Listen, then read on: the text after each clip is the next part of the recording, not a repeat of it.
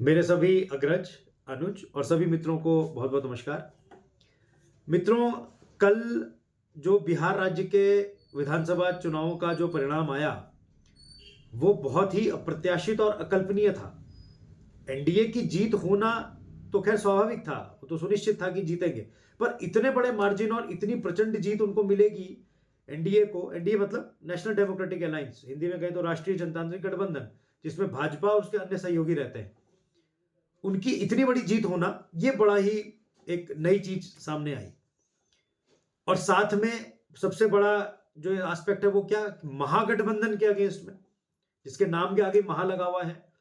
मतलब एनडीए को छोड़ दे, उसके बाद पूरी देश की जितनी पार्टी है सब एक साथ है उसमें, अधिकतर।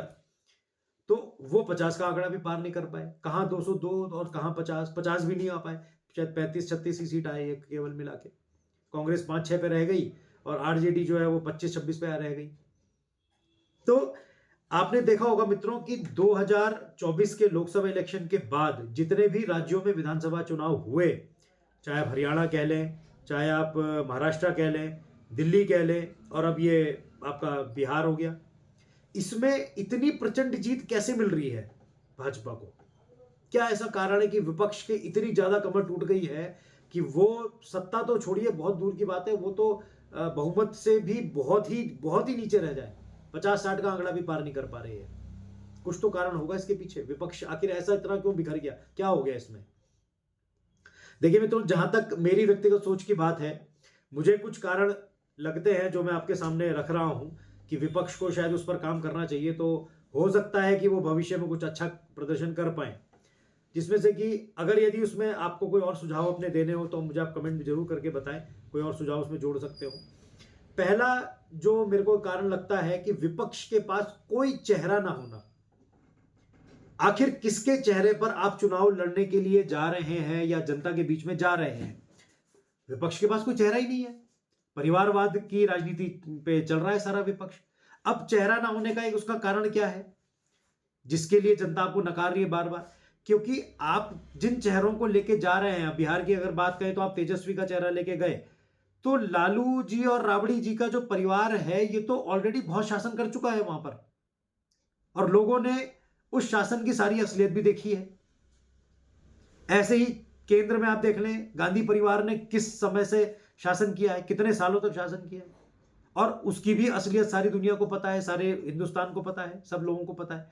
तो वही मेरा कहना है कि आप लोग ऑलरेडी शासन कर चुके हैं और आपके शासन की हर चीज वो देख चुके हैं जनता। आपके चेहरे उनको याद हैं ढंग से, आपके कारनामे उनको याद हैं ढंग से। कोई अच्छे भी हो सकता है, कुछ बुरे भी, और कुछ बहुत बुरे भी हो सकते हैं, सारे हैं उसमें।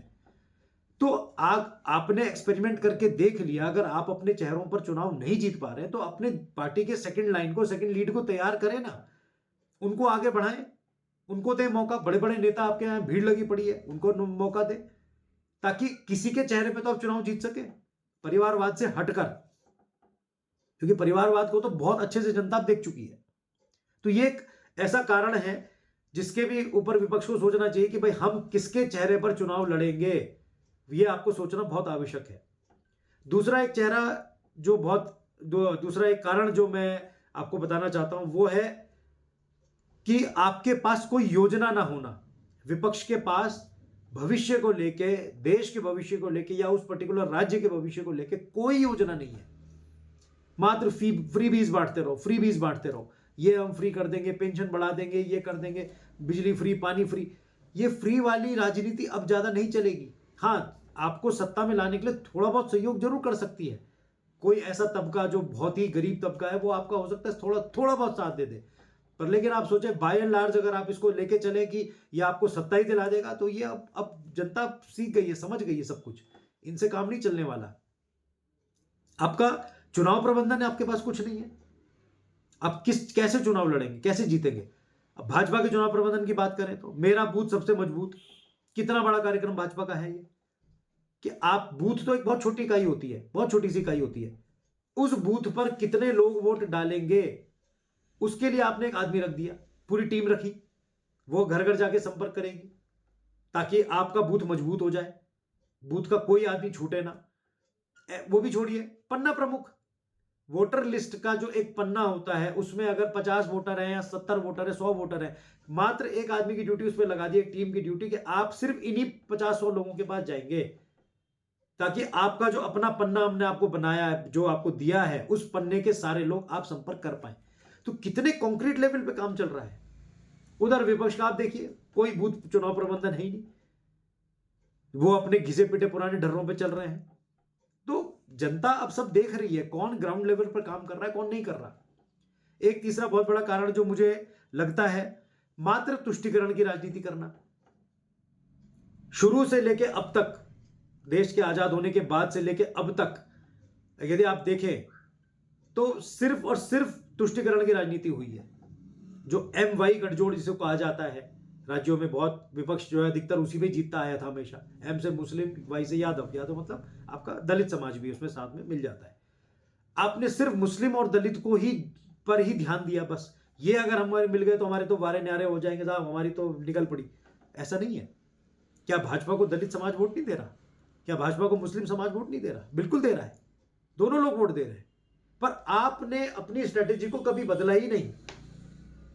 भाजपा की इतनी कल्याणकारी योजनाएं केंद्र ने जो लाई हैं, भाजपा सरकार ने, एनडीए ने, उससे मुस्लिम और दलित समाज भी बहुत लाभान्वित हुआ है। तो उससे निश्चित रूप से आपका जो एक भ्रम जाल जो आपने उनके बीच में बुना हुआ था, वो निश्चित रूप से खत्म हुआ है। लोग समझ गए हैं आप कि भाई हमें इस भ्रम में नहीं पड़ना है, एनडीए हमें ठीक ठाक कर रही है, हमारा सब कुछ कर रही है। तो आप इस चीज को समझिए कि और अब इस वक्त एम वाई का तो परिभाषा ही बदल गई।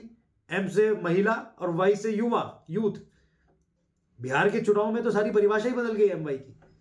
एम वाई गठजोड़ जो है वो एनडीए ने यूज कर लिया, और आप जिस गठजोड़ पे चलते थे वो भी एनडीए ने यूज कर लिया। तो आपके पास कोई बचा ही नहीं, क्योंकि आपका अपना कोई तंत्र नहीं है।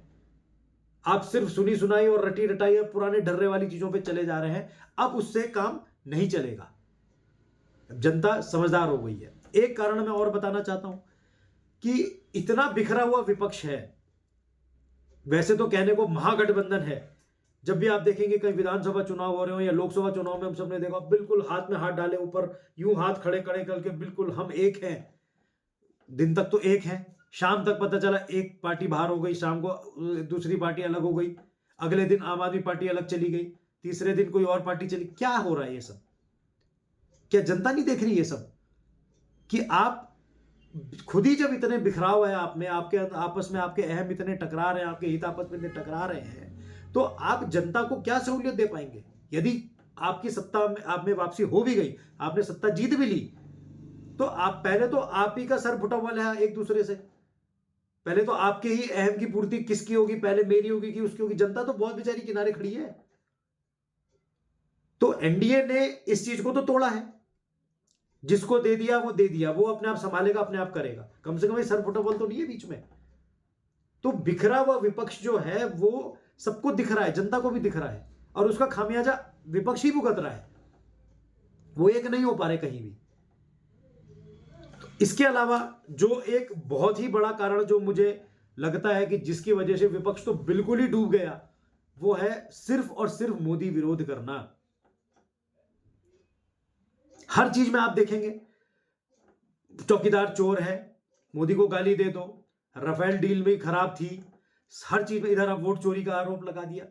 मतलब आप सिर्फ और सिर्फ मोदी को गाली दे रहे हैं, जबकि जो यथार्थ है उसमें मोदी की एडेप्टेबिलिटी और एक्सेप्टेबिलिटी हर परिवार में है, हर जन के घर में है, हर फैमिली में मोदी की एक्सेप्टेबिलिटी जरूर है।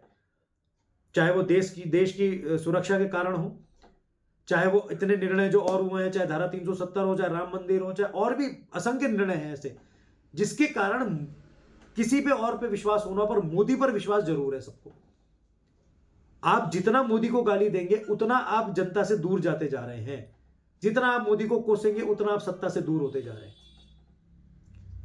तो मोदी विरोध तो कोई तो कहीं नहीं। हाँ, आप राज्य सरकार को कोसिए, राज्य सरकार के मुख्यमंत्रियों को कोसिए, आप मंत्रियों को कोसिए। हो सकता है जनता वाकई में उनसे त्रस्त हो, क्या पता मंत्री अच्छा काम ना कर रहे हो तो जनता उनसे परेशान हो, मुख्यमंत्री अच्छा ना हो तो परेशान, आप उनको गाली दीजिए। पर मोदी की एक्सेप्टेबिलिटी हर घर में है, हर जन में, हर जन के मन में है। आप उसको उसके साथ छेड़छाड़ नहीं कर सकते। तो इसलिए अच्छा, फिर अब एक और बात, आप मोदी विरोध तो कर ही रहे थे, साथ में आप राष्ट्र विरोध में भी आ गए। कैसे? कभी आप सेना को गलिया रहे हैं, कभी आप सबूत मांग रहे हैं, सर्जिकल स्ट्राइक, एयर स्ट्राइक के सबूत मांग रहे हैं, आपको भरोसा ही नहीं है। आप सेना प्रमुख को जो है गुंडा बोल रहे हैं, पता नहीं और क्या क्या चीजें आपने बोली। तो भाई जनता क्या मूर्ख है क्या इस समय? अब जनता बेवकूफ थोड़ी ना है। हमने पाकिस्तान पे अटैक किए या टेररिज्म को ध्वस्त करने के बहुत सारे काम किए, क्या जनता को नहीं दिख रहे हैं? और आप उसी पे उनको उंगली उठा रहे हैं। तो मोदी विरोध जब तक आप करते रहेंगे तब तक आपका कभी बेड़ा पार नहीं होने वाला। आप छोटी छोटी चीजों के विरोध कीजिए ना, राज्य सरकारों के या उनके कामकाज की योजनाओं, उनके विरोध कीजिए। अच्छा, फिर दूसरी बात और क्या है, विपक्ष का हर छोटा बड़ा नेता सीधे ही मोदी जी को गाली दे रहा है, चाहे वो निकाय का ही आदमी हो, वो सीधे प्रधानमंत्री को गाली आ रहा है। अरे भाई, तुम अपना अंतर तो देखो, कहां से कहां हो तुम लोग, उसको तो देखो पहले, बस पर गाली देनी है। तो मोदी विरोध जो है ये निश्चित रूप से विपक्ष को ले डूबा। फिर कभी आप हाइड्रोजन बम ले आते हैं साहब, कभी आप कोई और बम ले आएंगे, इस बार तो मैं ऐसा करूंगा कि पता नहीं क्या हो जाएगा। अरे भाई, वो बम फटेंगे कब? और नहीं भी फट रहे, अगर आप इतने फैक्ट्स में और इतने आपके पास सच्चाई है, आपकी चीजों में इतनी सच्चाई है, तो आप जाइए ना कोर्ट, करिए कोर्ट केस, यस ये reality, these are the facts, और अब हम आपको कोर्ट केस कर रहे हैं, आप कोर्ट में मिलेंगे। कहां होता है, कोई कोर्ट केस करता ही नहीं है। फिर आप एजेंसीज पे गाली दे रहे हैं, एजेंसीज गाली बेकार है जी। चुनाव आयोग, अब चुनाव आयोग ने एसआईआर लाया, उस पर आपने वोट चोरी का आरोप लगा दिया। क्या है एसआईआर? स्पेशल इंटेंसिव रिवीजन, विशेष गहन पुनरीक्षण। किस चीज का पुनरीक्षण? वोटर लिस्ट का। जो लोग चले गए, मर गए, खप गए, उनके भी नाम लिखे पड़े हैं, उनके नाम पे वोट भी पड़ रही है। कहीं बाहर से आए हुए हैं, फर्जी आधार कार्ड बनाया हुआ है, उनके नाम भी वोट पड़ रही है। तो अब तक जो सरकारें पुरानी जीतती आई हैं या विपक्ष जब जीतता आया है, तो वो उन्हीं के आधार पर तो जीता। तो वोट चोरी तो वो हुई कि जेन्युइन आदमी की वोट तो आप खा गए और उस पर आपने अपनी फर्जी डलवा दी। तो वोट चोरी तो वो है। आप इल्जाम लगा रहे हैं एनडीए पर कि उसने वोट चोरी कर ली, ये नहीं चल पाएगा ना। और एसआईआर तो सारे देश में लागू होना चाहिए, कम से कम एक्चुअल वोटर तो वोट देगा। जिसको वो नकार रहा है, इसका मतलब वो वाकई में किसी काम का नहीं है, सत्ता के लायक नहीं है। और जिसको वो एक्सेप्ट कर रहा है, वो एक्चुअल वोटर एक्सेप्ट कर रहा है कि वो सत्ता लायक है, हमने उसको सत्ता सौंपी है, देश की बागडोर सौंपी है। तो अब विपक्ष को भी बहुत कुछ सोचना पड़ेगा अगर कभी सत्ता में आना। यह जरूर होता है कि देश में एक अच्छा विपक्ष होना चाहिए, ये जरूरी है। पर जब अब विपक्ष जब अच्छी भूमिका में आ ही नहीं रहा है, तो भाई इनको तो कुछ सोचना पड़ेगा अपने आप को, नहीं तो बाकी एनडीए की तो बल्ले बल्ले हो ही रही है।